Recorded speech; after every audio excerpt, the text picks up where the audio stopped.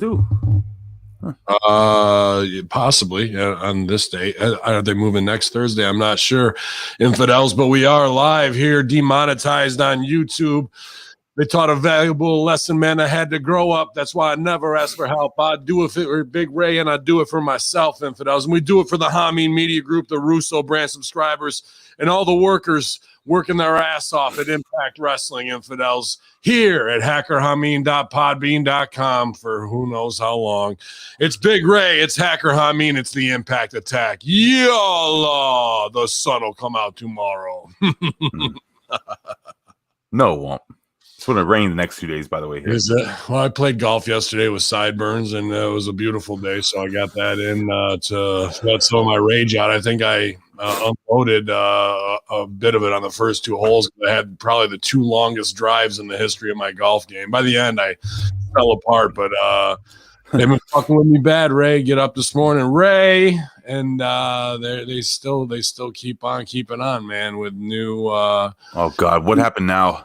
Well, I had to cut this. Well, first of all, good morning. It's Big Ray Hernandez, Hacker Hamin. See him tag. Yeah, my homie in the red hooded sweatshirt, Mr. Handsome himself. More of a maroon. Oh, it looks good on you, man. But yeah, good to see you, Ray. Shit, dude.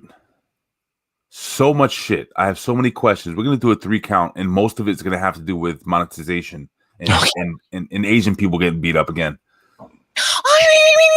Japanese. Fantastic.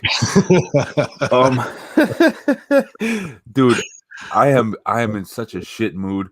So I'm getting married June. Yeah, I bet I can match it, and I'll see your shit mood and I'll raise you. No.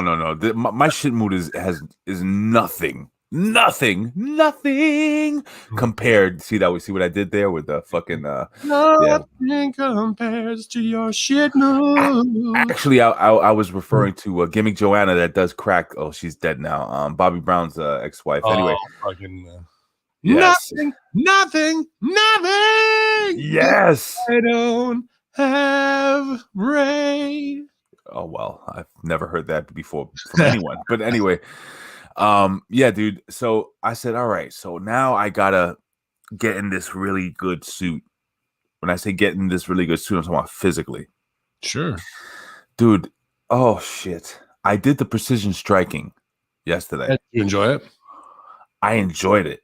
It's not easy. I did because he has some advanced shit. Yeah. Dude, so he's like fuck man. He's like 1, 2, 5, 6, parry, and I'm like 1, 2, boom, boom, dip, fucking body, dip, slip, parry. Yo, 25 minutes, bro. My heart felt like it was coming out of my asshole. It's a good. He takes breaks though at a good time, like right when you're just on the. He knows what's up, man. What did you do a specific pad workout of a boxer? Because he's got Lemchenko, Pacquiao, Tyson, Mayweather, a bunch. No, I didn't do a specific. I just said, let me try this shit. Let me see if I could get a sweat. I burned like 350 something calories and 400 total calories. What's the difference between calories burned and total calories? I'm not sure the difference. Maybe that's. I'm not sure, to be honest with you. I don't want to give you. I don't get it. And then they have K-Cals and then cows. What the fuck is the fuck is a cow? K-Cal. I know PayPal. Sure Stevie knows all that. Down to the science. Call him. What is he doing right now? He's trying to do business. He was hitting me up earlier too. Anyway, so the point is this: Ben Hamin. People out there in Twitch. Oh, I was going to say Twitch land. Well, yeah, they're probably out there. We're not. that boat has sailed. Yeah. People out there in YouTube land. My body. Oh wow, I feel like I've been raped by a silverback gorilla. I mean, you can always slow them down. They are advanced, but give it a day or two to rest, and then check out. I like the Canelo combos. I like Lomachenko. There's Triple G. He's on there too. Tyson's good, but it's a little hard because it's all for you and I. I like that. Yeah, dude. But when you do 45 minutes of that, you'll wake up the next day and the top of your stomach will be fucking destroyed. Here's the reason I like that is because I wouldn't suggest doing Tyson next because as your first one, but I'd like the Tyson one too. Yeah. It's kind of like what do you call it? Muscle memory, because when Al's son used to train me, Al Jr. Nobody knows who Al is. Well, everybody should know who Al is. Al is a very famous cut man that passed away in the mid 90s. Al Gavin. That was actually his son trained me. Al Gavin trained my father. But anyway, it was a lot of bobbing and weaving. Mm-hmm. So even if I'm in a street fight, when I was a kid, I was always coming. I was moving, bro. I wouldn't. As big as I am, it was hard to hit me. But Ben, I'm excited. Yalla. You know why I'm excited, Ben? I'm You're getting married, man, and you're working hard. I got so we got the rings. Mine came in yesterday because they have the size. It's a little easier to do. Jen's has like all these fucking gimmicks all over it and shit. And it's beautiful. So I got a pastor, so you don't have to drive 400 miles to come do the wedding. That's fine. What else? We got a church. We have a dinner spot. What else we got? We got the drink spot afterwards. Obviously, Mario's. Hey, if you're ever in New York City, head over to 32 Avenue A. Free. I'm gonna give her free advertising because this woman's taking care of me for so fucking long. Look up Mario Halloran. She's fucking amazing. So much going on. Ben, let's hit the 3 count music, please. Taking cues. No.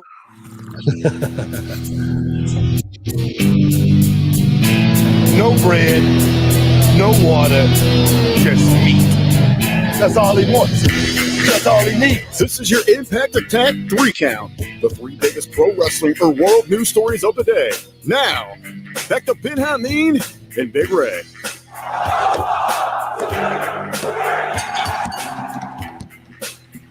All right. You all right, Ben? Had to kick out on 2 then. Had a flash. Shit. There's a PT, not PTE. What do you call it? When fucking soldiers go crazy and start killing their family. Post-traumatic stress disorder, PTSD. So it's PTSD, PTE. What's PTE? PTE. Ben Hamin, I don't have the story in front of me, but I wanted to talk to you about this because this really fucking infuriated me. All right. This is not a wrestling story.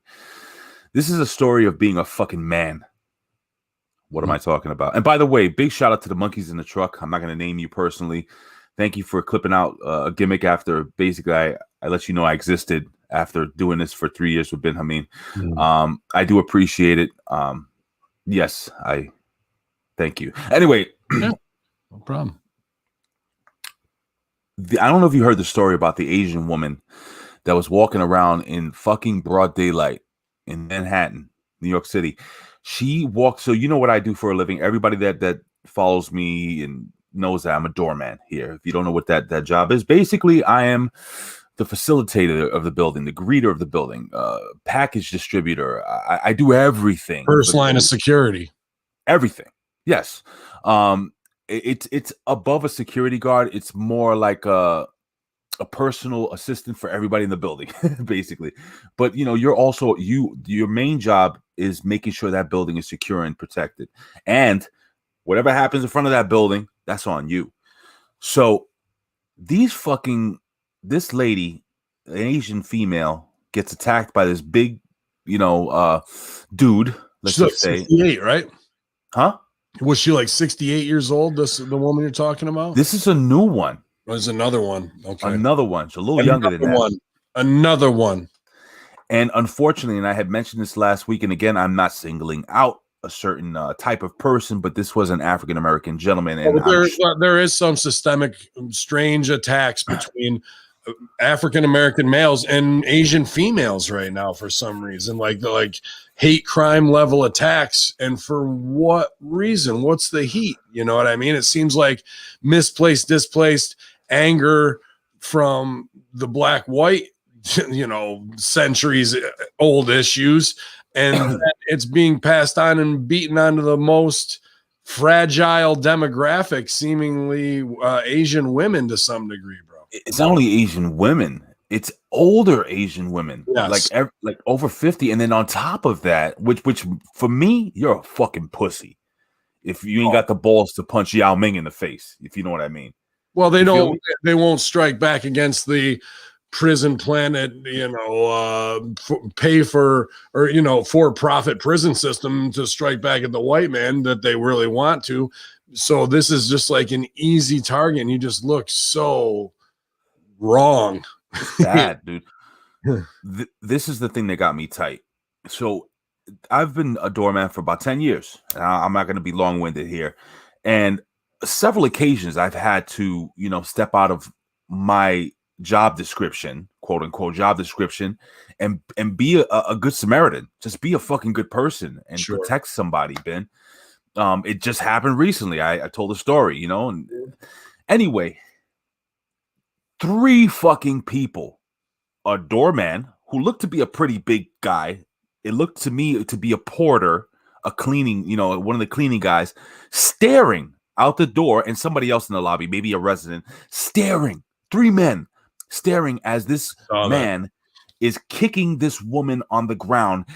These fucking guys. And then after the guy was done, and I'm hot about this because they're my quote unquote union brothers under the banner of 32 BJ, which I have a lot of fucking beef with. And I'm going to go on a tirade on my own on Instagram, so you can give me a follow there, because I am done with this fucking union. They are fucking full of shit. They're going to protect these fucking assholes, and then they can't fucking make sure that people that got sick or get COVID or whatever the fuck it is haven't even gotten paid yet. Are you kidding me? Waiting for jobs. Are you kidding me? Anyway, these fucking pricks allowed this woman to bleed out. You see the big guy, the big doorman, walk to the door. You know what he does, Ben? He closes the door. He closes the door. Nobody did shit. What the fuck is wrong with society? What happened to men, dude? Yeah, and I gotta say, I mean, sure, I agree with everything you're saying. There's nothing you're saying where I'm trying to justify it and be wrong, or you may be like, well, is this, that, the other? No, it's wrong. Wrong. But here's what I feel, and this is my shoot on New York. So, and people from New York, we really don't even know it till we leave here, where I've lived in Kentucky and in Louisville, and I've lived in Chicago. And even going to Chicago, the second city, I was expecting, because, we're New York cats. We know how people operate. In New York, when you're walking on the street, you are looking 100 yards ahead, and you're just going to where you're going. You're not rubbernecking, looking around. And that's everybody. No one gives a shit about anybody on the streets, really. And they're just moving. Now, I feel that the volume on that in COVID time and that coldness, even though New York City is a melting pot and we love each other's cultures and it's all crossover from Asian cuisine fusion to hip hop to fucking whatever it is, right? We all have this fucking core central melting pot. But when it comes to the humanity of New York and stopping to help your fellow man, New York City is the coldest motherfucking place on the planet by design. And I think COVID has turned up the volume on that. And to see someone literally dying in the streets, to walk over to the door, have a choice to open it and say help is on the way, 911, and that's all it would have really taken. Not like, let me rush and give you first aid, which is what we really should be doing. But even that small act was denied, and just lock the door and die in the streets. And that's where New York City is now. I think that regardless of the issue of racial prejudice causing that or what have you, there's just a humanity and morality has been destroyed by design in New York City. And what happens in New York City spreads to the rest of the world, dude. And people don't understand that. They don't understand that's the synergy of all things holy as it spreads out in a mentality that way. And I see more and more of that coming, unfortunately, because even when I went to Chicago, Big Ray, because I had that New York state of mind, I'm like, all right, it's going to be hardcore here. No, people on Michigan Avenue are like, hey, how you doing? Have a good day. And it's not the same, no matter where you go. Not even close, bro. And people don't understand that if you've never been to New York City for a certain amount of time, and then gone to other places, and not that you lead a sheltered life or anything, but you're in the fucking Hell's Kitchen doing that shit all the time. So you see it at such a daily level. It becomes the norm, not necessarily for you, but for everything around you. You know what I mean?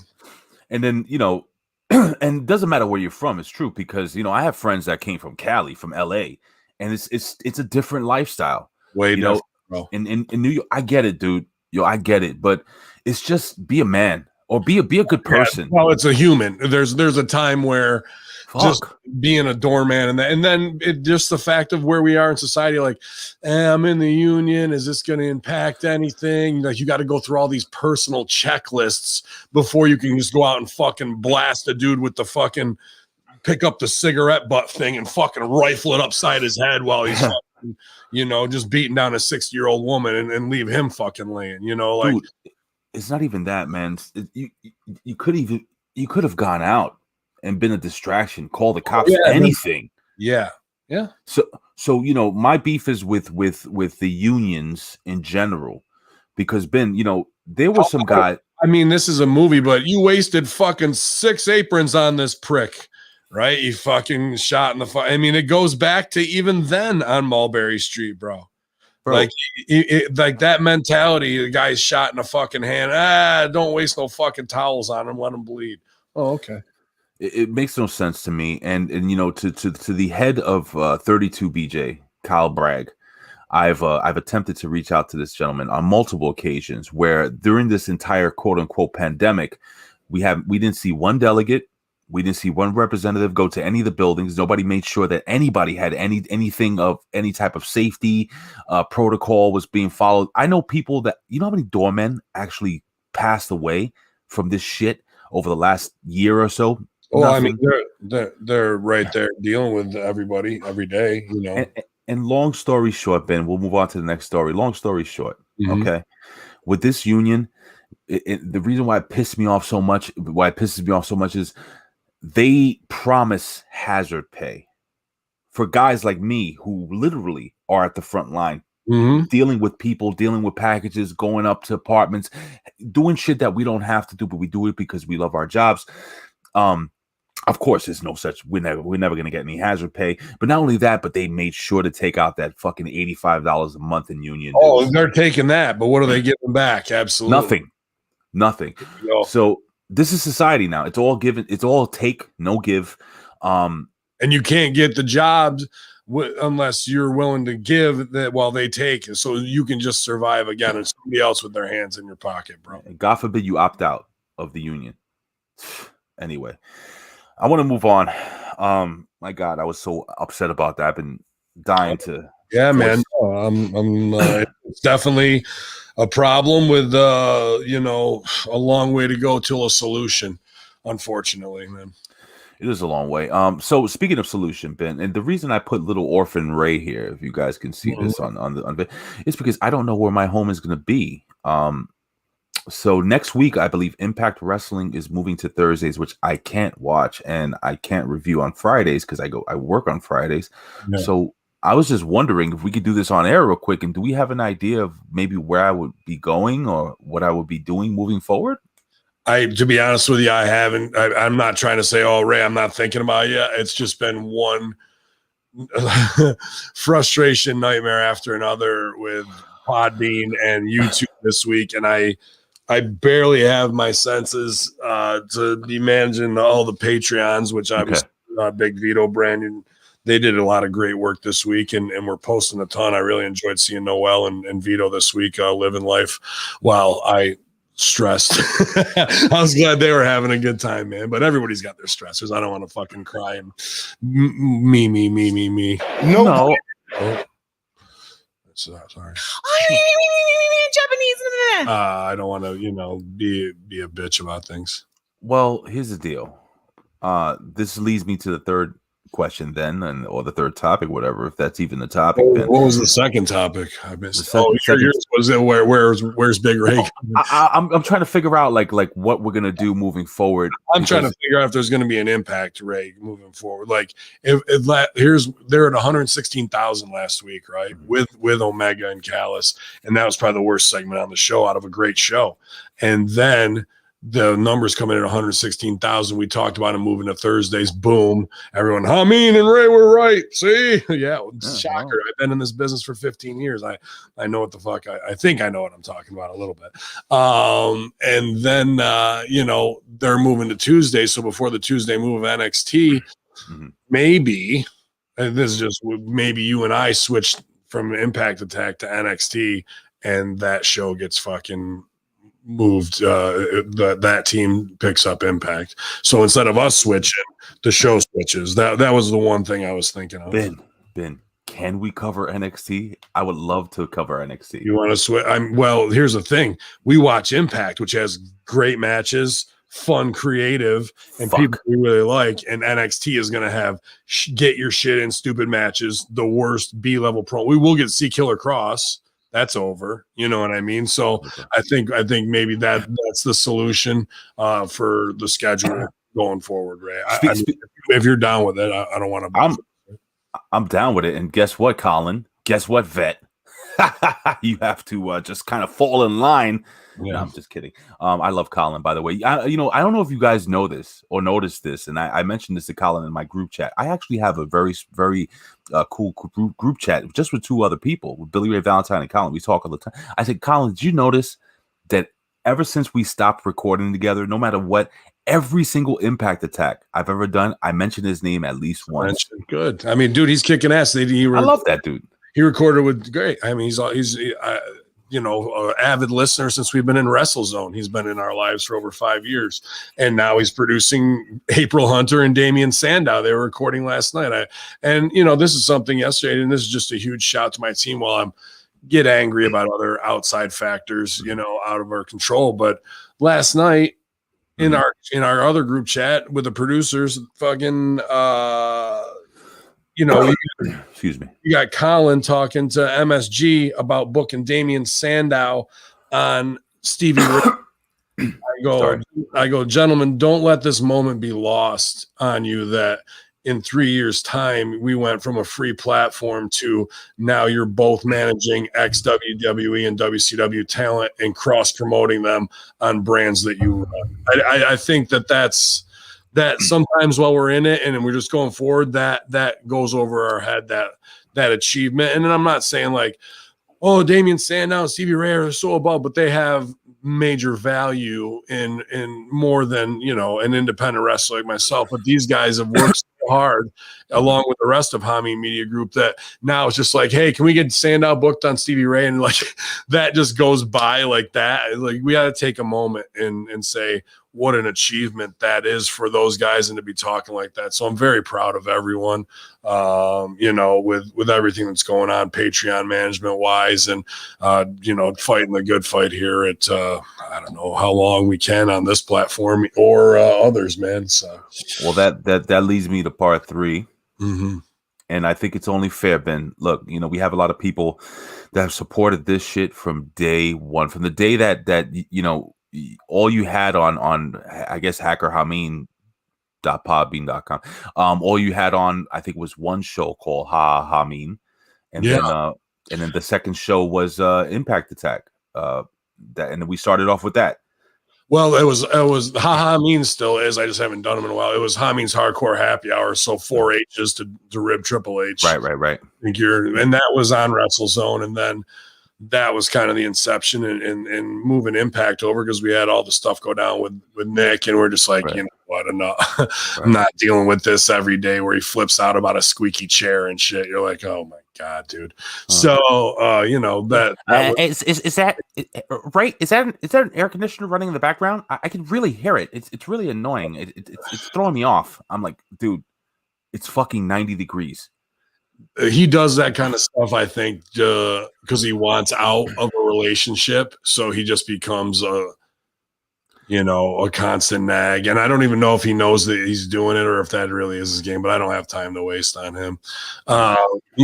So we move and whatever, and everyone knows Twitch and now demonetized from YouTube. And then this week with Podbean, we got struck twice by Universal Music with some. Oh, it was twice. Yeah, well, with some new AI that or algorithm search that they have, And when that happens, boom, they take down the whole entire channel. So they've sold out to some masters or partnered with it. Now, everyone has the big argument, oh, you got kicked off Twitter. Well, it's a free platform. They can do what they want. YouTube, it's free. And okay, that's your argument. I'm down. hackerhamin.podbean.com is listener funded or else out of my business account for 4 years with no problems whatsoever. Over 1,600 shows that had 2.5 million downloads. And fucking, I pay for that space. Now you can strike me on space that I pay for and cut down my entire operation because you're going to cunt off and go do some stewed shit for Universal Music in 1 week after 4 years with no issues, because what you're watching on YouTube is a stripped down version. It's just the talk because we go live here. I don't go back and produce the show on Podbean. If you're listening to us in that, we have our great sponsors. I have my producers all get a chance to do voiceover and intro roles, great stuff. And then I lead in with 90 seconds of music.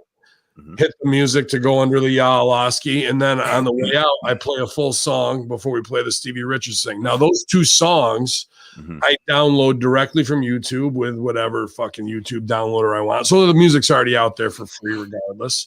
Right. And the songs I usually put on a track are because it is something to do with what we are talking about that day. It's a little inside joke. It's something I paintbrush with, something I might feel nostalgia about, something I want to introduce the audience to. Right. Those are what is getting picked up on these algorithms. And instead of fucking, hey, take this down and you have this or else we're going to give you strike, boom, the whole channel's just gone. And I pay for that fucking space. Right. Like the tornado came through and ripped your house off the fucking foundation. And you're trying to put it back together. So I have to shame them in public with little backhanded censored again. And then they try and come back with, the positive message. Hey, it's not censorship. It's just the fact that we got this strike. Well, guess what? When you take down my channel because you're listening to some algorithm that works for a corporatocracy fucking music thing, as opposed to those customers who are paying you for that fucking space, I got a big fucking problem with that, dude. And then the dude who reaches out, nice enough guy, who's running the Podbean, and he's a wrestling fan, lo and behold. And he says he writes music for New Japan and AEW. He follows me in his personal account. I'd like to talk to him, but I have to do this smarmy fucking be the boss shit to have these conversations in public where they say it's not censorship. Bullshit. That is fucking corporatocracy, technocrat censorship to say flag that because he used fucking Grand Poobah 360 as an outro song, or the one was NXT for fucking whatever Bello puts on there too. And I love that his choice because that's our common experience, man. NXT Bello? Yeah. How long ago was that? Exactly. So that's the shit it's picking up, dude, and the whole channel goes out. I'm just fucking. So I gotta keep going. Get up this morning. Well, the last week after being demonetized, no reason, no strikes on YouTube. All of a sudden, fair use of what I have on my channel doesn't go with what YouTube's programming guidelines are in 2021. Well, what is that? Because everything on there, I either wrote it, I directed it, I DVD authored it, I fucking co-hosted on it, I cut the promo, I fucking took the bumps in the fucking headshot from Roddy Piper with a fucking Billy Club. Everything on there is mine in one way or another. Mine. And not taken from somebody else's shit and put on there. There might be matches I'm not in 2CW, but does that mean I wasn't part of the brain trust? Did I author the DVDs? Yeah. How do you think I got the fucking footage, motherfuckers? Yeah, so all that's on there with no strikes, but my channel's demonetized. So then I get in a month, I get to reapply for monetization, or I can go through this new process of cut a video and send it to the appeals court of YouTube, whatever the fuck nameless, faceless little fucking nerd that is. So they get to decide what's going on. And they want me to tell us about your videos and how you make them and why you think it's this, that, or the other. And they wanted a whole produced fucking PewDiePie fucking ass kiss thing. Fuck you. So I did have to sit here, cut a promo that's all baby face of like, I've been working with YouTube since 2012. I'd love to have my channel remonetized. I own everything. I've taken, and I just think we can create. And then at the end, I go, and I do have to say this, you know, I'm an asshole and I got to run my mouth instead of, I knew they weren't going to remonetize me in my gut. You just feel it. It's like when you know you're getting fired at a job and they take you all the HR and you just know what's coming. Right. But fucking, I go, I got a big problem, and I think you do too, when you've got Sammy the Bull Gravano, Michael Francis, and the world's most well-known jewel thief on there talking about killing women in the back of a fucking car with a 38 to the back of the head. I watched the Lowry dude, the jewel thief, talk about a guy getting his asshole cut out in fucking prison the other day and raped by 2 guys. And guess what? They got 1.2 million fucking followers in a year's time and front page coverage. Known murderers, killers, thieves, felons, extortionists. Meanwhile, the guy who wants to have an open platform of truth talking and community building, who plays a Bin Laden fucking terrorist in wrestling, demonetized and don't even, and then maybe next month we'll let you apply again, maybe, but you're probably we're just gonna keep pushing you off till you get shoved away and stay quiet, bro. It's got me in a fucking rage so much that I'm past the point of it. Like, all I see is fucking destruction. Well, I just wanted to back up what you're saying, because you know I know of a podcast that I still listen to. And, you know, they do the same thing we do. They start off their show with about 30 seconds of quote unquote copywritten music. Mm-hmm. They talk about death. They talk about, you know, calling, you know, they do all the wrong things. Like, not wrong things. They're doing all right. Apparently, you and I got to kill somebody and talk about it on air. That's what's going to get us remonetized. Here's what I'm saying. Like, they do everything wrong. When I say that, they talk bad about the Biden administration. Hear me out here. They call this a fake pandemic or a fake demic or whatever the fuck they call it. They go on and there's even one of the members of the podcast that makes fun of death on a daily basis. Well, whenever they do stories on people dying or getting killed, one of the members of this podcast finds it to be hilarious. Now, with all that being said, they have the right to be that way because they are the content creators and they are appealing to that one specific audience that listens to them, and they have a big audience. Sure. And apparently they have a good relationship with people from Podbean.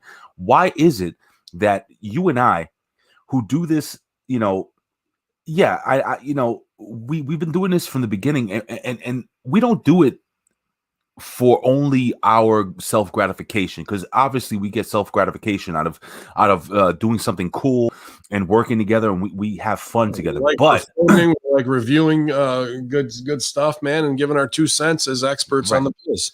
But the fact of the matter is this: we do it for our listenership. We do it for the people that have supported us from day one. It's like this: you want to copyright strike us for using 30 seconds of music or whatever, right? But listen, when a boxer comes to the ring, the reason why we do this is this: when a boxer comes to the ring, what does he play? He plays music. When a wrestler comes to the ring, they have music playing underneath them. It gets shit moving. It gets shit going. It gets people hyped up. We're trying to put smiles on people's faces, Podbean. That's what we're doing. That's all we're doing. We just want to make people happy, because guess what? For the last year and a half, everybody's been fucking stuck in their house. People are losing their jobs. People have nothing to look forward to except maybe downloading a podcast where they can hear 2 people who they appreciate talk about wrestling and talk about life and just, you know, have fun doing it. But now it's become a point that I think that we are that target.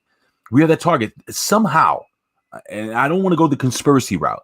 Somehow, Podbean, in my opinion, was alerted of our success, and people get jealous. I'm not saying that there's a specific troll out there fucking calling Podbean or putting us under the bus and shit, but something's not adding up.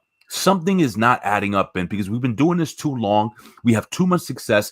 We have too much of a great fan base for them just to like that. And a Bello video from fucking Bello hasn't done NXT in like 2.5 years. What is going on? What is going on here? Now I don't you know. get it. Now you know I haven't slept in 4 days, Ray. And I get it, Ben. I totally get it, man. And the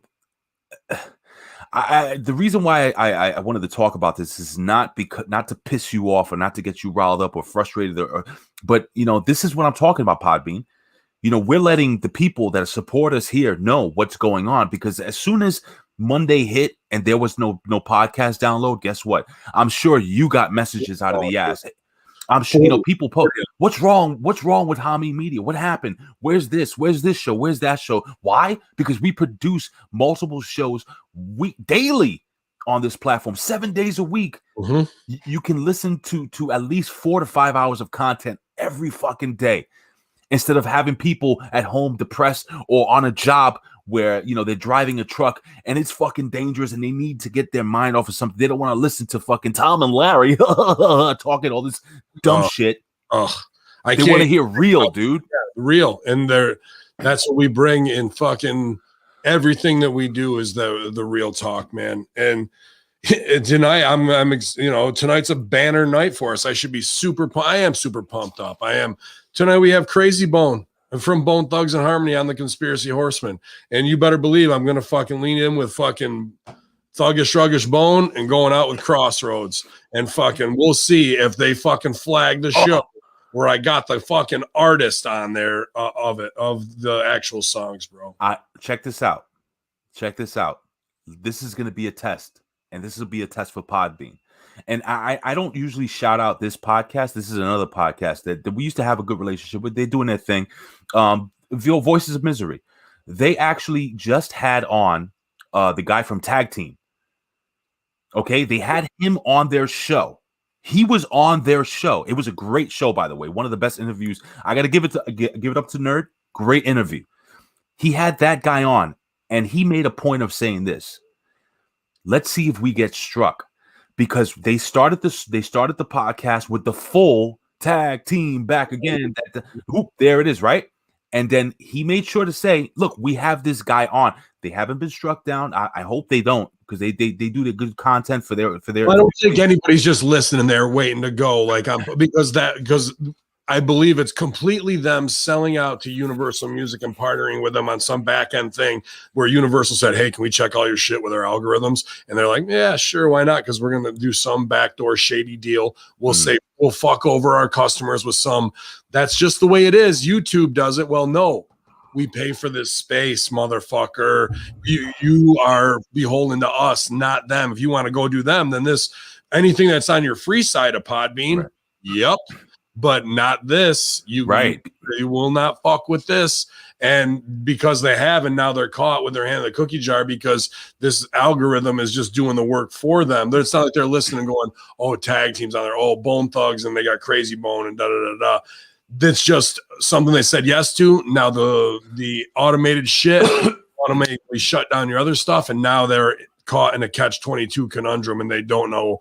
They don't want to expose their hand and show what they've done, but they want it the other way. And that's now you came up against the wrong media assassins here. We are not some lay down motherfuckers, man. So it can't be that way. It shouldn't be that way, Ben. And listen, and I'm going to be very, very clear when I say this, and we can move on and do Impact Wrestling if you want, or you could say your piece. But and I'm going to bring them back. VOM, Voices of Misery. They had a great show, right? They had Tag Team on. They had the guy from Tag Team and everything. Fantastic. Big guest. Super Bowl commercial. They had a big They made, again, if we get struck down for playing Bone Thugs and Harmony, then there's a problem. And this has to be, and I think Podbean at this point in junction needs to be called out in the worst way. Yeah, well, this guy who runs their Twitter seems like a real nice dude, and he's just doing his gig. He's a musician, and, I get it, doing a social media job. That's a nice life. Good for him. And he was cool enough to kind of break kayfabe in the customer service to, be like, "Hey, dude, I like the biz too." And I'm not trying to go back and forth and put him on blast for the whole company if he's just the social media director, you know what I mean? He's expedited the process of getting us back online. Cool. But but the fact remains it never should have gone offline. Right. The first time, then the second time.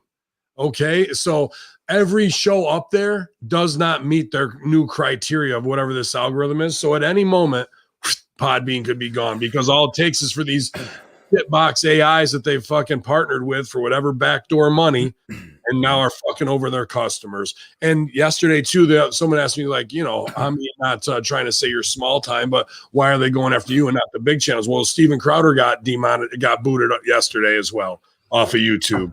Louder with Louder, who has fucking 2,000 times the following that I have. So wow. They came for them. They came for the Jews. They came for Hamin.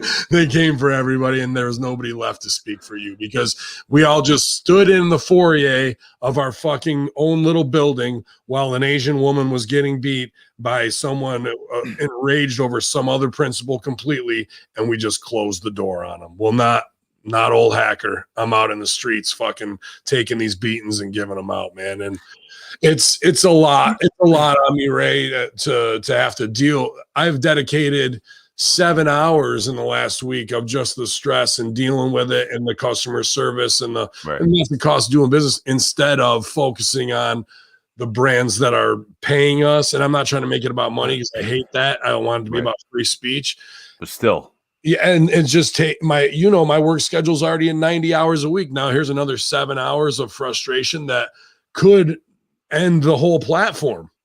Because, like, if it's off Podbean again, then they're like, after your third infraction, it might be 14 days and they'll remove your channel completely. Well, what the fuck?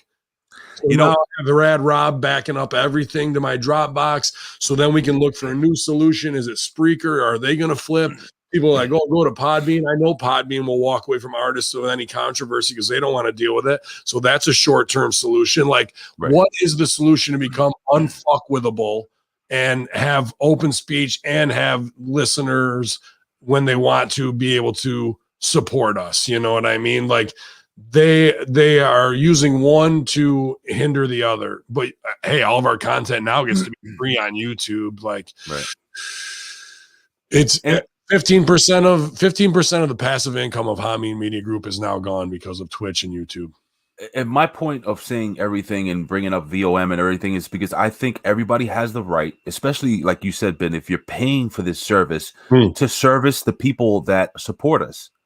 You know what I'm saying? To service, to be able to say what we want to say. Isn't this what podcasting was all about in the beginning? Well, it is. And you wait, because the next step are going to be, you have to get a podcasting license. You know why? Because FCC says so. You know why? Because their masters at Sony Music and all Clear Channel have lost so much, because they've got, hey, it's Bruce and Wayne in the morning, and I seen Syracuse last night. They lost.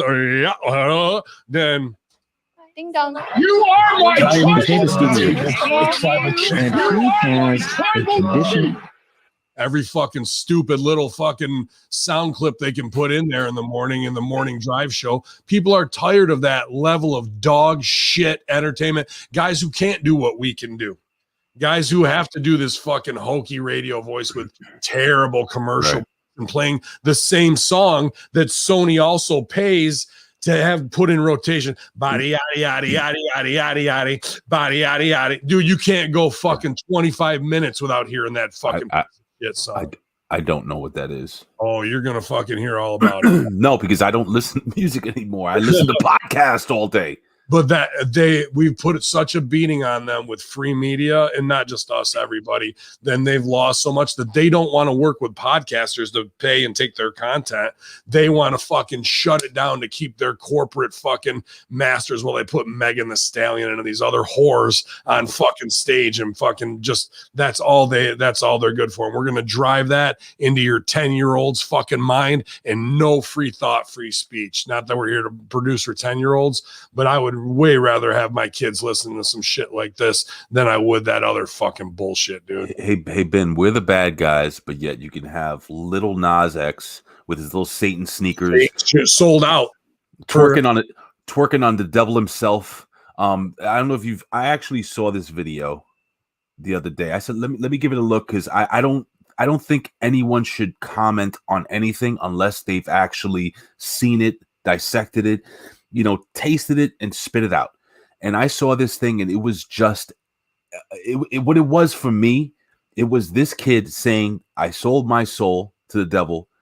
You know, I want to take my career to another level." Do you think this kid's gonna lose his career over this Satan sneaker shit? I think you lost your mind. You lost your mind. Luke 10:18, and Jesus said, "I saw the devil cast out of heaven like a bolt of lightning." Mm-hmm. Yeah, that's what it was. Yeah, and that's what it says on the side of the shoe, and the shoes were $1,018 for Luke 10:18. Dude, I just want to get them tied to a target and throw axes at them all day.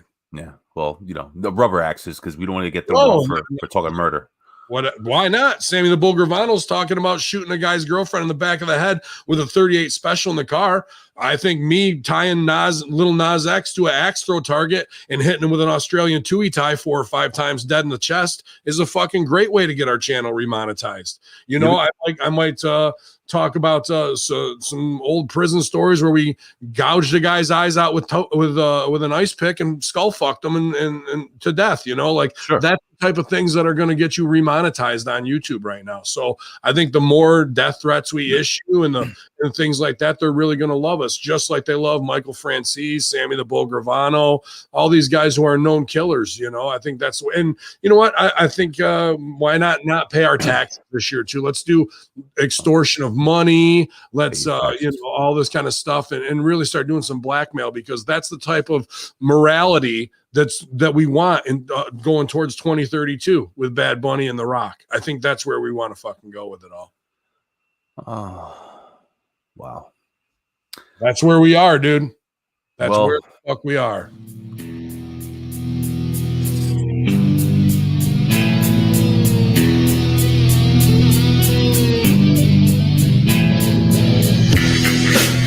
This is your Impact Attack 3 Count, the 3 biggest pro wrestling or world news stories of the day. Now, back to Ben Hamin and Big Ray.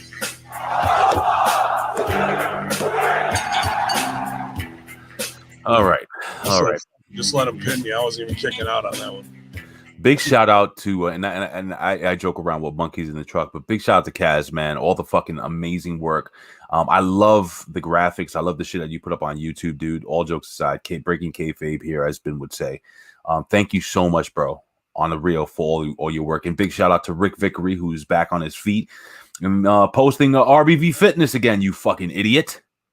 Yeah, man, he's too fast. That's why I told him, I go, no, you're not on the Monday locker room this week. And it was a great Monday locker room, actually, with Jargo, Dr. Ted was back, and then my homeboy Omar Akbar, Khalil Gaspard from Vegas, checking in early with us, man. And original insurgency member, the Butcher of Baghdad. Dude, I got a lot of love for, and I'm glad to reconnect with, dude, from the origins of Ben Hamin, from day one of us sitting in the crowd together at OVW. And y'all are going to be insurgency. Yeah, man, no doubt. By the way, I'm still I did that workout yesterday. Do I think Pro Wrestling Tees got clipped? No, Pro Wrestling Tees prints all the AEW shirts and everything, so I think their lead time is a little bit out. But I want to say thank you to everyone who went to ProWrestlingTees.com. I mean, I did have really good sales from the Hamin Media Group this past week, with people like, fuck this, I'm gonna support and get something myself, and then become a billboard for, you know, free speech and free thought, and wearing some HMG shit that'll probably turn somebody's head. But hey, man, that's how we fight the fight in the underground. So I wanted to say thank you for that. But no, I don't think Pro Wrestling Tees got, unless you go to ProWrestlingTees.com/Ben Hamin and there's a 404 message there, which is possible and probable eventually. You imagine that, dude? They are in Chicago. Why the fuck not? But no, Barkin's usually pretty cool with me, man. And I just wanted to say thank you for all that. Some new Patreon subscribers as well. Today's the last day if you're listening right now. Thebrosters.com, 33% more for free on the Vince Russo Bro Coffee. Yeah, I was listening to the interview with Vinny Rue and the kid Van Vliet. Is that his name? Van Vliet? Chris Van Vliet. Mm-hmm. You know, I don't know how anybody, and I'm not just saying it because Vince Russo, we have an affiliation with him, but I don't know how anybody could listen to Vince and not like the guy after the first 10 minutes, because he's just so, I guess maybe it's a New Yorker thing where we can, you know, you being from New York, me being from New York, you can sense bullshit, and we know that the dude is legit and real, and just like you know, people hate on him so much, but he's done so much, and he genuinely just wanted to do the best thing for the business. And WWE uses that term, but he really just wanted to put forth the best product you could possibly have. How do you hate on that, man? I don't get it.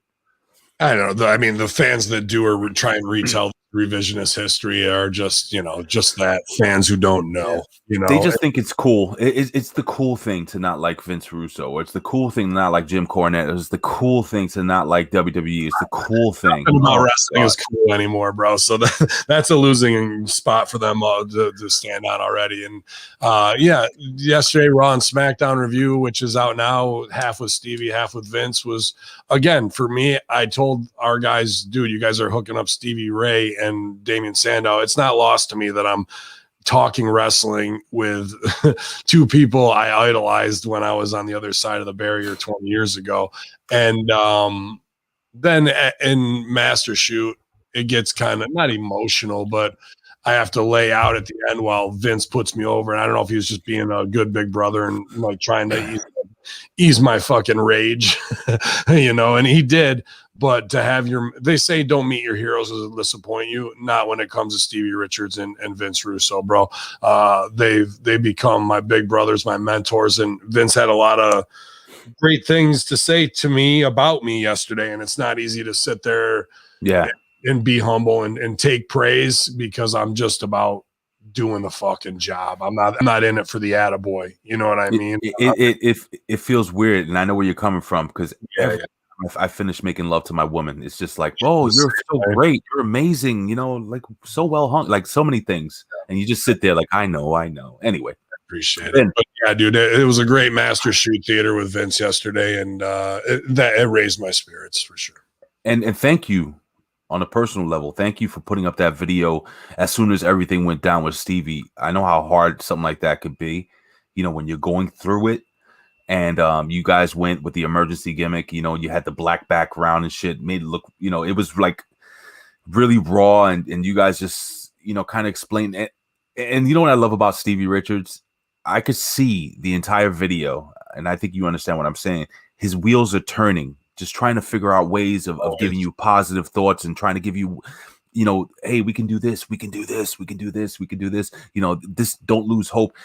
That's just Stevie Richards, man. And anyone who doesn't buy into the fact that he is one of the best people and knows exactly what the fuck he's talking about, I think there's something wrong with you. Yeah, well, I mean, that just shows that those in the know that, all right, you're talking out your ass. And I saw a lot of people going to Retromania, our own MSG and a bunch of others, and Retromania sent Stevie and Blue Meanie the game cabinets and stuff with their new Retromania video game. You guys and people were playing. There's a Stevie Richards Fitness gym.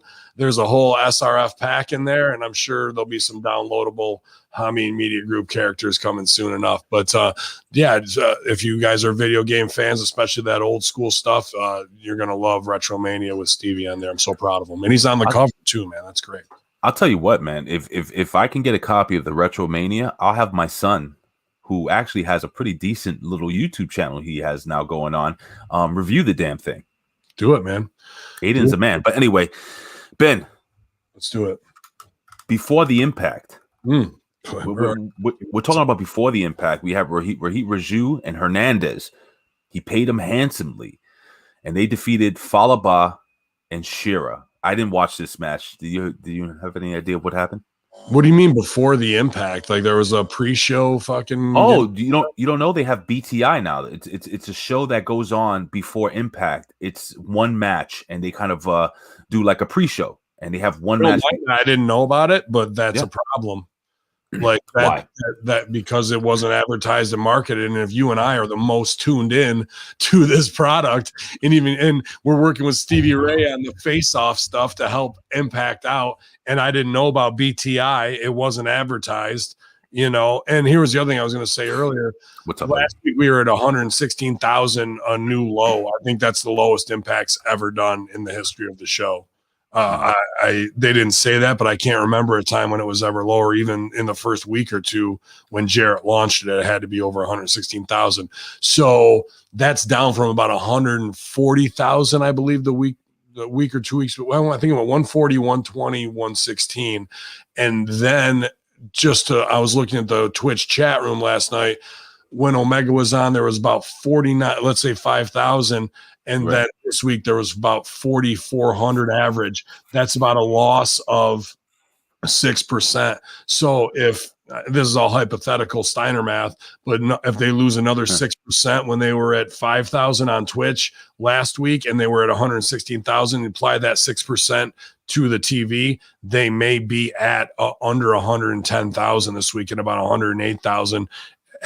Then they're going to move to Thursdays. And if they didn't billboard BTI, I didn't see any big commercials. We're moving to Thursday nights. Follow us over there. They weren't promoting that, bro. That first Thursday, we could be under 100,000. Well, here's the thing. So with BTI, apparently it's been going on for a couple of weeks. Had no fucking clue. I just realized it yesterday when I had tuned into Twitch just a little early to watch the show. And Ben, what happened, Ben? Okay? I woke up yesterday morning and I just stretched my feet out straight and my calf fucking just searingly cramped in the muscle. And then I had to take my other foot and bend my toes back just to get my fucking feet back. Waking up screaming, which makes me also laugh. I think cramps are the worst and funniest thing that happens to humans. But now I have the Stevie Richards massage gun, and I'm pressing it on the actual knot in my calf, and it is painfully devastating while I'm on air trying to hold my shit together while driving this thing into a knot in my calf, and it fucking kills. Can you hold that up? Let me see what that is. Yeah, let me see what it is. Wow, that is... Dude, this is what you need after you worked out doing that precision striking. Couple this for 2 minutes on your traps, neck, and shoulders, man. It's fucking great. It's a Renfo massage gun. If you want to get one, they're about $100 on YouTube. But if your lady thought you were a good lover, holy shit, she's gonna love this thing. Dude, that's kind of weird. But yeah, yesterday I did the whole precision striking, and then I went right into doing chest workout, Stevie Richards Fitness. Nice. Yeah, that's what I'm like too, actually. But check out the Canelo one on precision striking. The Mayweather one is a lot of jabs. So if you want to shoot jabs, everything works off like a triple jab, and then you get into combos. But the Mayweather one, he breaks down a 28 punch combo into 6 segments, and at the end, all 28 punches are there, bro. This is what I like about the guy, and he's not paying us to say this, but what I like about it is that he makes it easy, because I've seen other people that have YouTube videos and they're just going off and they're just throwing combos and shit, throwing numbers out there. And for people that never been in a ring and don't know, how to, what a 1 and a 2 and a 5 and a 6. But a 7 is a hook to the liver, that a fucking 3 is a left cross to the head. Yeah. Yeah. But this guy, I like, he throws, and you hear the poof. The pop. It's like you're right there with him for real, bro. And I think you would like, my favorite one is the Lomachenko virtual pad workout, because it's very much for our size and how those guys fight. And it just works for me. Because I was gonna either go for a little light jog after this or do that. So I might do, depending if it's rainy. But anyway, Ben, I really wanted to get into this first match of the show. We have Fire and Flavor versus Havoc and Nevaeh. Now, for me, there was a lot wrong with this, but I'm gonna kind of break it down where I thought this is, huh? I was kind of shocked by this, which I had to say to myself, is that good or bad? So Fire and Flavor were pretty dominant during this match, and look great. They dominated Havoc, and Havoc looked to be way off her game. Yeah, that's what I didn't like, though. Yeah, I agree. Right. Keep going. Sorry to interrupt. Well, I mean, they beat the shit out of her. And these little girls, not only, and I say little girls because they're young and they're very tiny compared to these two bigger, stronger women. They really beat them up. They beat Havoc up. They took Havoc off her feet multiple times during this match. That's a problem. And then they beat her clean. Like nothing nefarious, nothing, no cheating. Like Steels hits that. Steels, don't do the frog splash no more. But anyway. She does that thing, and she just 1, 2, 3 over. And I'm like, what? Yeah, that's weird because the heat should have been on Nevaeh losing, and then And then like Havoc's like, don't worry about it, it's just a loss. And then Nevaeh's like, fuck you, I am worried about it. And then Havoc pushes her back and then healed on her. But they made Havoc look like an average wrestling size woman when she's a destroyer and a world beater, bro. So there was bad psychology in this where the wrong person was just in the ring taking the beating. Nevaeh should have been the one underneath while Havoc's waiting to make the big destroyer comeback. Instead, they made Havoc into the meek one on the team. And then at the end, Nevaeh heals on Havoc and beats the shit out of her again. Like this was, they could have taken their time and built through the split. But I said to myself, and when I was doing the live watch along, is it better to do it fast to leave us going, oh, she dumped her and left her there, and instead of like, oh, we know the split's coming and these types of things, she bipped her off the apron and the old wrestling tropes. Is it better just to flip the light switch there? I'm kind of up and down, but definitely how they worked Havoc was not the right way for Havoc to protect her size. So I'm not sure if they agented their own stuff or if somebody else did. But then, dude, friggin' not Tasha Steelz, Kiera Hogan walking up the ramp doing some twerking afterwards. Wow, thank you for whatever that. happened in the match. I don't give a fuck. Let's see more of that going on. Holy dude, shit. That was wonderful. And I say that with the utmost respect. That is, she's just, I'm sorry, I have to say, she's just delightfully built. Yeah, she's everything Sasha Banks isn't. Yes. Like if you could swap them out and put her on there and Sasha on Impact, maybe Sasha would learn and Kiera would do better as Sasha Banks than Sasha Banks does. And I don't think anybody would miss Sasha Banks at all because her performances are absolutely trash week in and week out. But this was interesting to have them split, but now Havoc's a babyface. All right. So now this led me into, I wanted to say it before you did because they turned the wrong girl. And if I may, really quickly, and I'll throw it to you, Havoc should never. There's certain people in this business that I think should never be baby faces.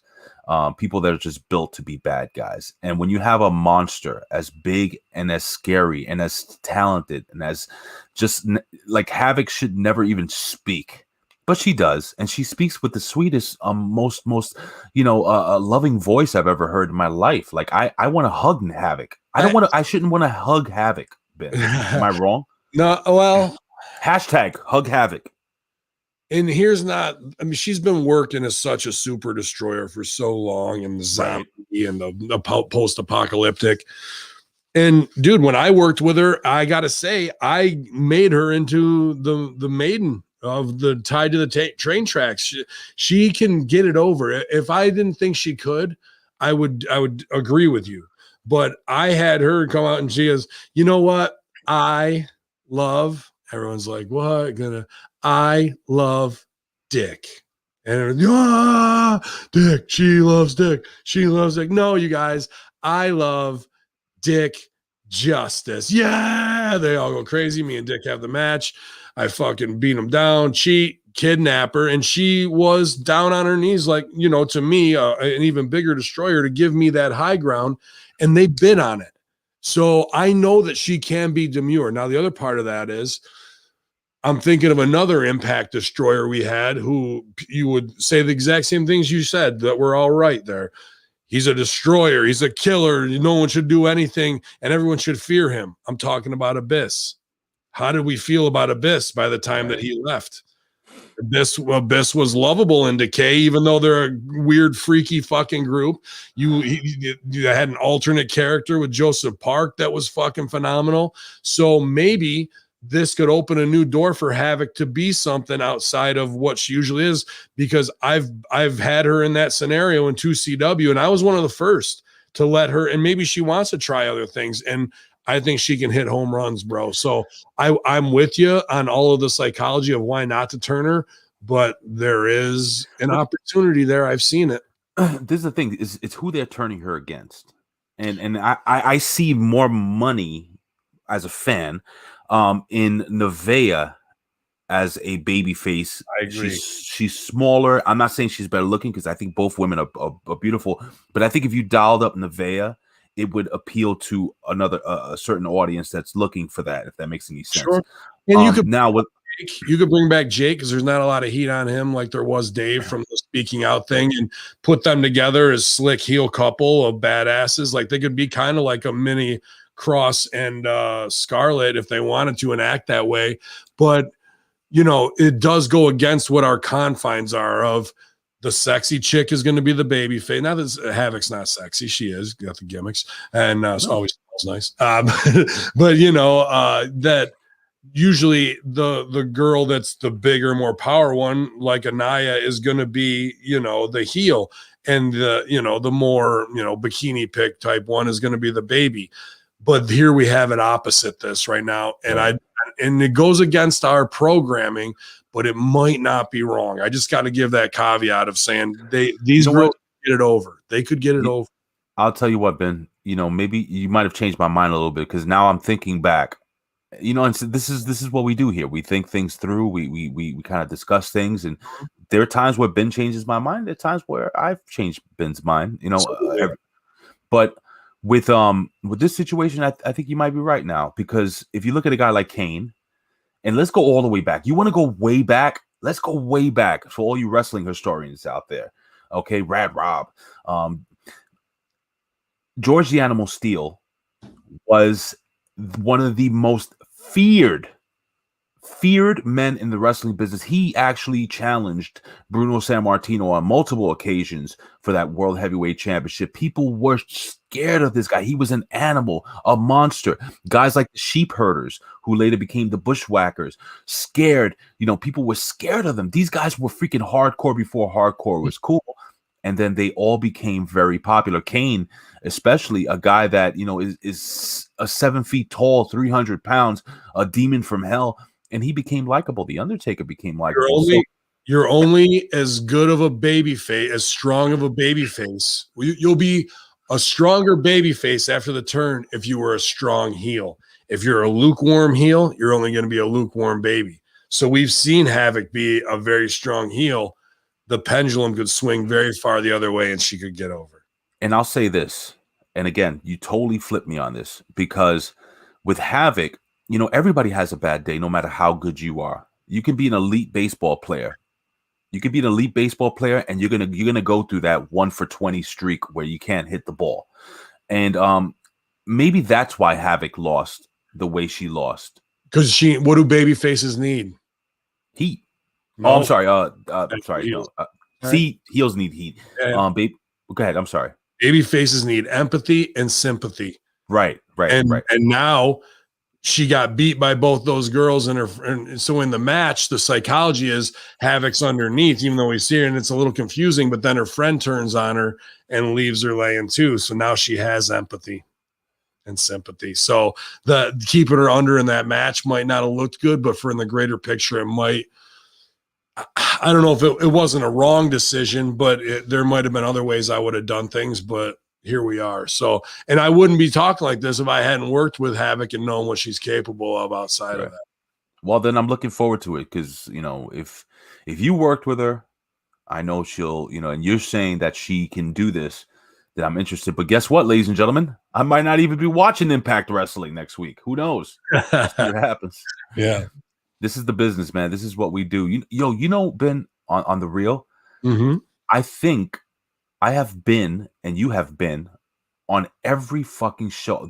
I've been on every show except for, I think, the Conspiracy Horsemen here on this platform. Yeah, I don't know if I've ever done NXT. I think I did one episode. I know, but I've actually been a host of SmackDown Review, Raw Review. I was one of the original, believe it or not, guys, go back in the day, one of the original Wednesday Locker Room guys. It was me, Billy Ray, and Strangler, if I'm correct, or even before Bello came on. Shit, I've done everything. NXT with Colin, fucking Impact with you. And it's just another evolution, man. It'll be cool. You and I have never reviewed NXT together. Yeah, I'm kind of weary of it. Yeah, I'm gonna miss. Listen, I'll be honest with you. I only have a certain amount of hours a week, so it's gonna be very difficult for me not to watch Impact, because I really enjoy it. It's like the most enjoyable hour and a half of wrestling that I have watch every week. I don't watch anything else, so it is what it is.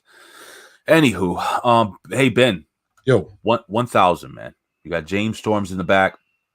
He's back there, you know, dude, man. I gotta really give kudos to James Storms, how much he put over Bob Ryder. And great promo. Absolutely a great tribute, man. And I really, really enjoyed this. Probably one of the best things James Storm's ever done, to be honest with you. I'll tell you, so I have so many emails from Bob. That's how we used to communicate. And, you know, he would text me every once in a while. And it took me down. Take a call real quick, Ray, if you can I got it. Yeah, that's fine. And I went down this rabbit hole, guys, of the communications between myself and Bob Ryder. And I actually was this close to posting some of the really cool things Bob had to say. And I just need you all to know that, you know, and for those who don't know, I worked for OneWrestling.com for almost 8 years. And I worked directly for Bob Ryder. It was kayfabe. Nobody knew who the owner of OneWrestling.com was. And a lot of people did. But Bob was just so easy, so cool, so giving, so chill.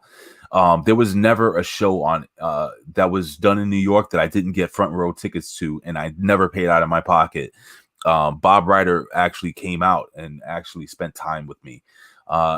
I mean, this guy's producing a television show, and he would make sure to come and shake my hand and thank me for what I did on OneWrestling.com. So Bob Ryder was, in fact, the man, and everything that James Storm did here was perfect, man. And it was cool because you had Chris Sabin and everything, and they came out and they bring out Chris Harris.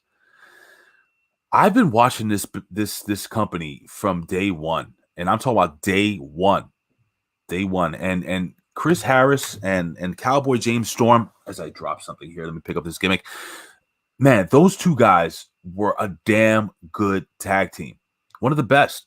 There were times when they were wrestling at the time. So you think the Young Bucks, you know, when they were in the Indies and before they hit AEW, had, you know, popularity and people making dream matches and stuff. I'm talking about these two guys were just, everybody wanted to see them. Like, what would happen if Cowboy James Storm and Chris Harris went up against, you know, this team from the WWE or this team?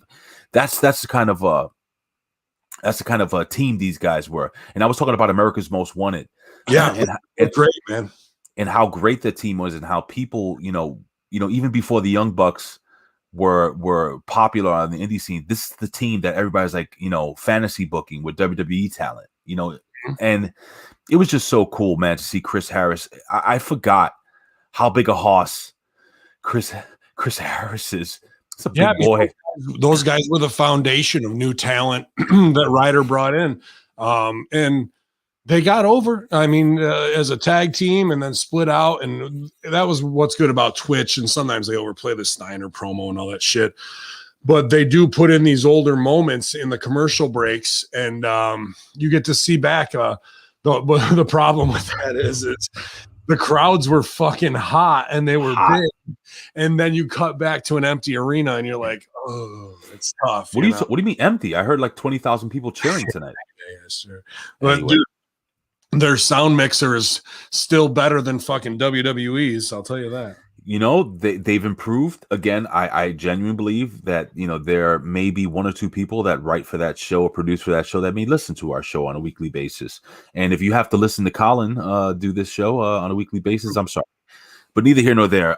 Ben, we'll move on. We have the Knockouts. Deonna Purrazzo talks about being unstoppable after taking out Jazz last week. Susan says Jazz deserves more than what she got. And then Jazz shows up and knocks her out with a plastic trash can, which, hey, I've taken a plastic trash can to the face. It can hurt depending on what's in there.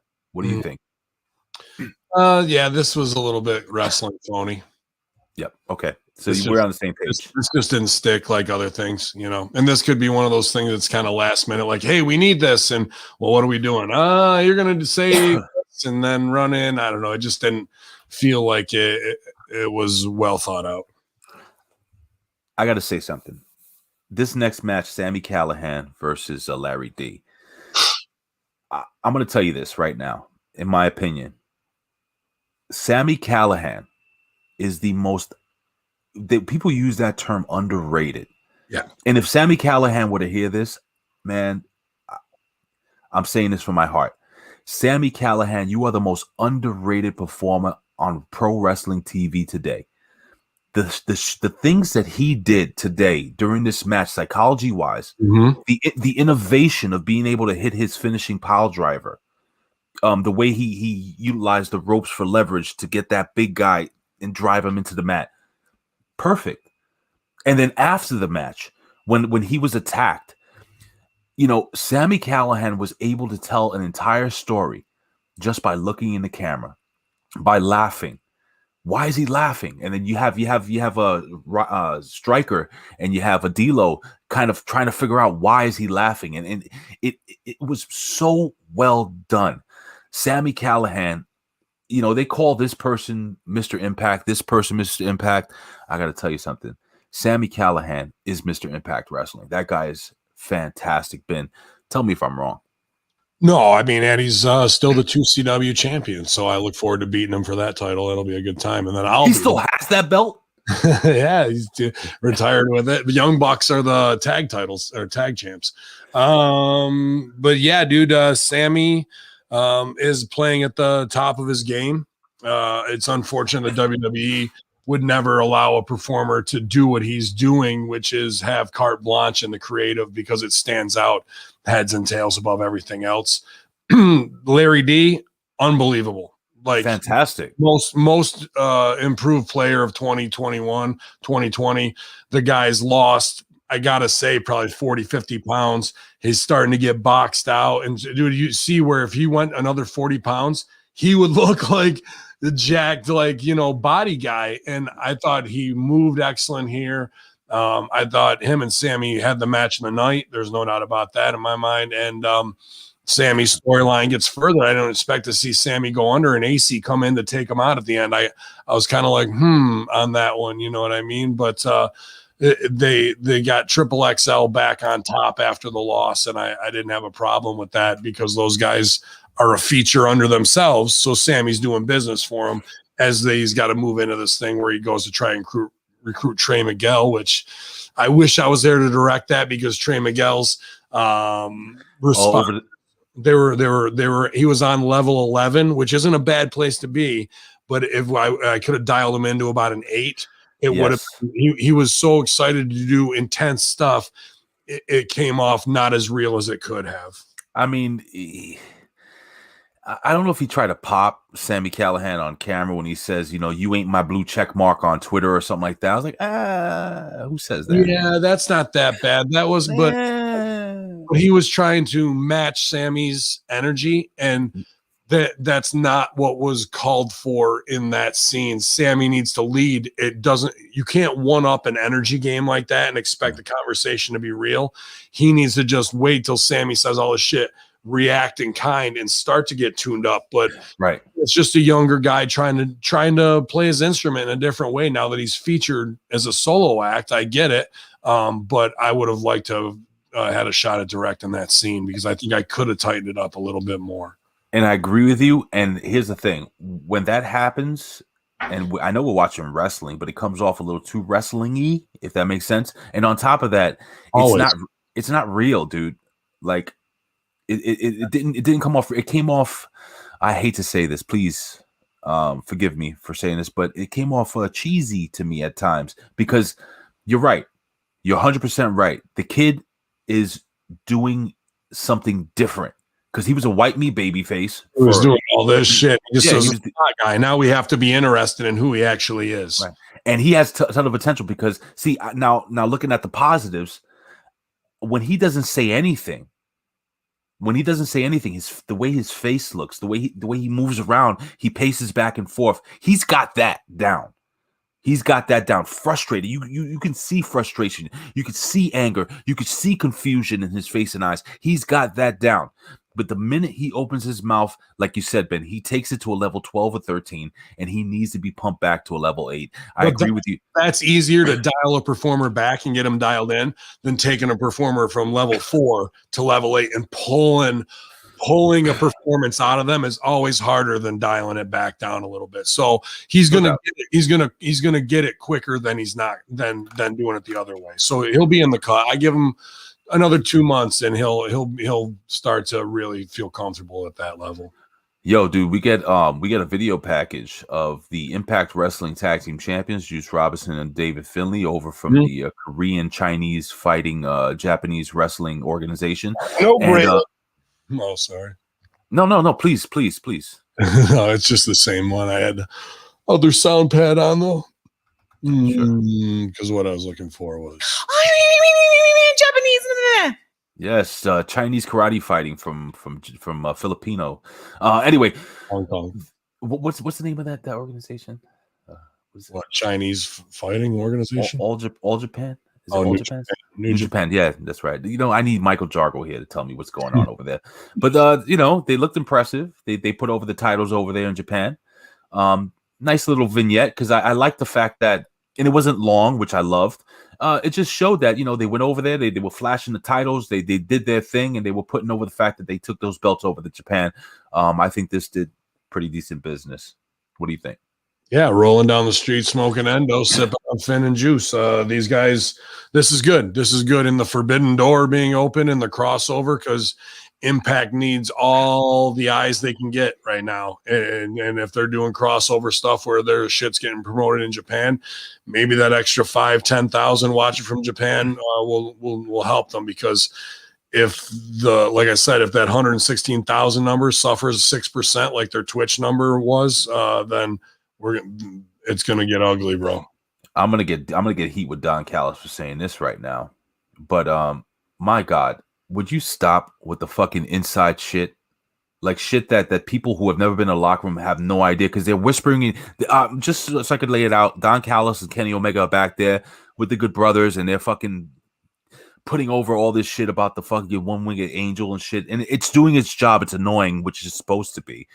But then Don Callis, like, he has an idea and he whispers, and Kenny Omega whispers in his ear, and Don Callis whispers, and they do it down the line, the telephone gimmick. And it's a jab at backstage life, I'm assuming. But unless I've been backstage, unless I've been in the locker room, I would have no idea what this inside joke is. Believe me, I've never gone up and whispered in somebody's ear in the locker room. Okay. We're going to do this. Like, if you want, when the shit goes down, like, if they were really going to do real wrestling, you'd have them show up in the car and fucking talking like, dude, if this guy says anything, just fucking fabe him, just fucking smile and nod and da-da-da. Like how guys who, like how the Insurgency would talk, or how me and Sideburns talk before you have to go put your locker room face on and Good Brother everybody. That's what we need to see. We need to see not these phony things, because that was terrible scene, and they leave to go do whatever. But like, we need to see them as real dudes, and then we need to see them get out of the car, go in the locker room, and then Good Brother everybody. So we get to see the reality and the phony fucking shit. But this is bad. And then this, I'm just going to keep going. This leads into a stupid, well, I didn't mind Callis's promo with Rich Swann, and we haven't gotten there yet. Let's cover all of them here, because one leads into the other. Okay. So the big secret was that now he's gonna go approach what's his name? Sorry, Swann's buddy. Junkyard Dog. Willie Mack, and Willie Mack's in the break room, and we get some wrestle talk kind of bullshit, and Callis kind of has some funny delivery. He's in the moment, and then Swann comes in to like interrupt the scene, and this is where Swann needs a lot of work, dude. When he goes into the all night long character again, and he's doing, let me tell you something, brother. Let me tell you something, dude. All these little wrestling tropes, and it's just like, dude, that's because Swann worked as the all night long party guy for a decade, and he is a long way from finding his individual voice, and really needs the acting coach to like break him out of having to, let me tell you something. Like he said that 3 times. You know, like when I hear that, I'm just done. And so Callis takes off his glasses. I like that. Yeah, and he's gonna whip his ass, and like, you know, Swann trying to insult him about the Golden Sheik. It just seemed fake. And then Good Brothers run in, beat on Swan and Willie D or Willie Mack, and fucking then Eddie Edwards comes in for the run in save, and they run like Swan, Eddie Edwards, and Willie Mack run off the Good Brothers and fucking the AEW champion Kenny Omega, and then they stop at the fucking entrance to the break room, and they're like, "Come on, you guys!" And they just stand there. Yeah, we're gonna get you. Instead of running after them, chasing them, the car, grabbing and having the fight go all the way to the arena. They should have been fighting all the way backstage, boom, boom, boom, to come in to set up the 6-man in there where the locker room has to come out and do the clear. This was, dude, for Kenny Omega sketches and whatever, they're doing with Callis. These are abhorrent, abhorrent fucking segments, bro. The ones that should be sticking out with the top guys are usually the most phony and like cringeworthy things. And here we are 2 weeks in a row with 2 really bad AEW segments, bro. 2 things. I love Don Callis, like you said, taking off his glasses, taking off his watch, putting over that. These were like the real moments of brilliance in there. Like things are getting real, but putting over that he is the 3-time Canadian wrestling champion, which was pretty fucking cool. I like that. One thing I didn't like that stuck out to me when all those guys are sitting backstage, looking at the One Winged Angel video and they're whispering in each other's ears. I said to myself, I looked at those 4 guys and I said, of all 4 guys, one of those guys looks like he could be the AEW World Heavyweight Champion. And it ain't Don Callis. It ain't the Mr. One Winged Angel. And it ain't the guy with the hot Asian wife. If you were a non-wrestling fan and you tuned in, none of those guys look like, this is going to sound terrible, none of those guys look important except for Luke Gallows, who's sitting there. Except for Luke Gallows, bro. He's the only one that looks like a star there and can get shit over, to be honest with you. And it looked like Callis could whip fucking Swan's ass easily. He did. He's a big dude. So neither of these segments work. Then we get Callis and Omega. Maybe we got it before this in the fucking Swingers Casino. Now this is the time where you get Callis to do all the Carney shit with Swingman, and it's gonna be good. But because we had these other 2 segments, this didn't work as much as it should have either. Even if there was a lot of inside Canada ribs there where he's putting over fucking Johnny Bravo. I even like when they go down the fucking trio of girls there to be like, here's the Rizzies that are in the house. But that would have been a better scene, but these other scenes hurt that scene because of the wrestling. You can't go from great Sami Callihan produced stuff and intense stuff like that to this and not see the difference in what's there, dude. Nah, dude, I agree with you, but and I forgot what it was that Callis said that genuinely popped. What's his name? Man. Oh my god, dude. Yeah. I don't know, man. Every time Swingman is on TV, I just take joy in watching it. Even Me too. I wish they had it more of a better setup than just like but they're so fucked. That Swingers thing shows how rough it is at Impact right now, how low budget, because you can do low budget tongue in cheek. They kind of did it with the commercial after 4 weeks of not having the commercial, but now we're kind of right back to, hey, there's a poker table, and now Johnny Bravo is wearing Johnny Swinger's leopard getup, and it's just supposed to kind of be funny, but we know that's like, as one of the boys, I know that's Swingers gear, so it shows that they're not putting any money into it, and the boys are trying to have to come up with their own thing to get over, and that makes me sad and worried because they're not putting even $1 into what Swinger is. And his segments were the best shit in 2020. Swinger had the best segments in all of wrestling in 2020. Hands down. Can I give you a couple of weeks of vignettes and just one idea? Please. So Johnny Bravo had to go to the bathroom, right?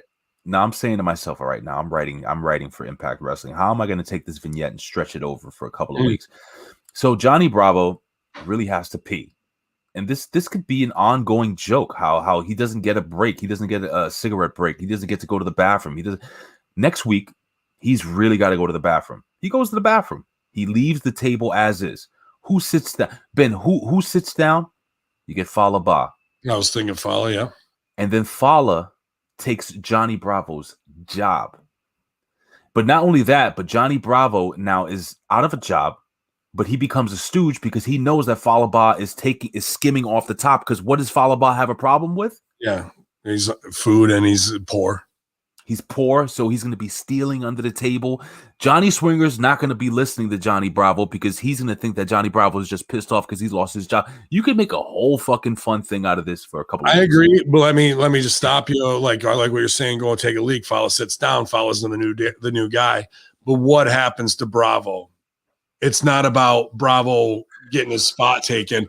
Bravo goes to the bathroom, and we had a who shot Bravo.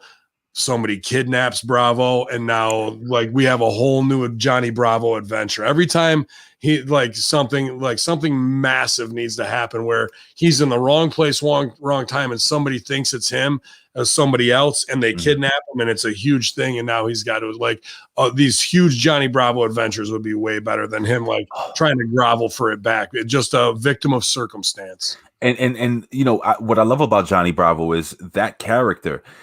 What happens is he's right there. He's Ralph Cramden in The Honeymooners. Yeah. He's right about to succeed, and it all comes crumbling down. I would have Johnny Bravo eventually in a match with Falaba to see with Falaba, or maybe put him in a match with Johnny Swinger for ownership of the casino.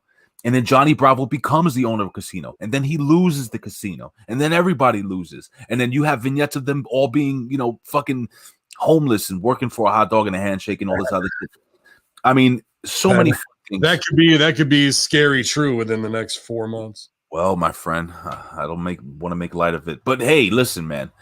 We're speaking about professionals. That's a terrible segue. But we have the most professional wrestler in Brian Myers going over Suicide. Did you like this match? Yeah, I did like this match. I think by the way, big shout out to Brian Myers for changing that gear on a permanent basis. I think he looks so much better in all black. Seriously. What's the deal with the eye patch thing though, bro? Is his eye really fucked up? I can't imagine you'd want to go out and fight with only one fucking eye. They haven't put over what the deal is with that. That seems like that'd be the main story of what's going on. Remember, he did have his eye taken out and they're just playing the long game until the eye heals, because apparently eyes have who took out his eye? I can't remember. Wasn't it but that's the point. That's the main heat. If somebody takes out your eye, it's not the fucking match with Suicide. It's fucking avenging your eye getting fucked over and cocked over. So I don't know if he had some type of corrective surgery, and that's just why they did that, and he can't have light in his eye for X amount of time. But dude, we're not getting the story of One-Eyed Willie over here. Why the fuck does he have this shit? And that should be on commentary time and time again, driving that point home, and nobody even mentions it. Eddie Edwards in the eye with Myers, I guess. Eddie Edwards is fighting with Kenny Omega now. His whole fucking thing. Brian Myers' entire id should be getting back at fucking him in Rey Mysterio style, right? With eye for an eye, just a bad drop that way. But I agree, this was a great match, and Brian Myers does look good, man. He's a fucking guy who has got all the ability and road miles and knows how to do it all. On January 20th, Brian Myers actually tweeted out a video of this that was on Impact Wrestling. He was in the match with Falaba, and Falaba actually jammed his finger into Brian Myers' eye, which took the eye out. I don't know why that happened. It made it a big deal. I kid you not. It's like, I don't know if you guys can see this video here. It's going to be a little blurry, but if you fast forward it here, yeah, that's what happened. So Brian Myers, weird, bro. Weird. Look, here you go. I'm going to play the video here. Boom. See him poke him in the eye there? And that was a whole big thing. But if you look at, I hate to do this. I hate to tell you about the smoke and mirrors, but it's kind of a mesh material going over his eye with the logo. Yeah, but I'm fine with that, but they're not even referencing it, dude. And that's a heat spot. So a baby face, whether that was inadvertent or not, a baby face got heat on a heel. And even if it was a mistake, that heel needs to take that and drive that as his anger. His whole thing should be to fucking cock over Falaba every chance of the way, bro. I don't know, dude. I just think it's Brian Myers' attempt at selling another gimmick. I mean, he has a face mask absolutely. gimmick. It's super smart. It's absolutely smart to do that. But If we're not putting it over, then nobody knows why, and you're not going to sell none. All right. Well, post match, Brian Myers he addresses Matt Cardona, challenges him to a match, and Myers says that Cardona is just trying to get the rub off of him using more wrestling inside terminology. Myers says that Impact Wrestling, whatever, it is what it is. Basically, let's move on. We have Tommy Dreamer.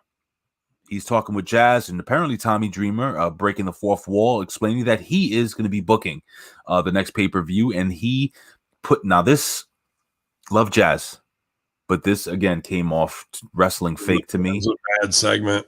So bad.